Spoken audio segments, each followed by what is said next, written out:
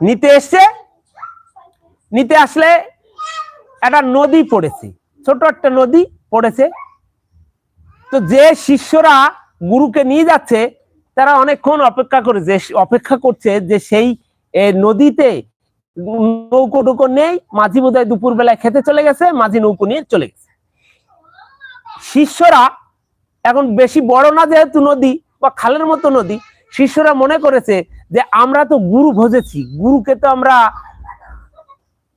মানে কোনো চাহিদা ছাড়া নিষ্পাপ নিষ্কাম ভাবে গুরু ভজনা করেছি। তাহলে গুরু যখন ভজনা করেছি, গুরুর যে আশীর্বাদ, সেই আশীর্বাদ তো আমাদের মধ্যে আছে, তাহলে গুরু নাম নিয়ে আমরা এই নদী পার হয়ে যাব। গুরুর মধ্যে এমন ক্ষমতা আছে যে তার শিষ্যকে ছেড়ে নদীও পার করতে পারে আর এই ভব নদীও পার করতে পারে। গুরুর মধ্যে এই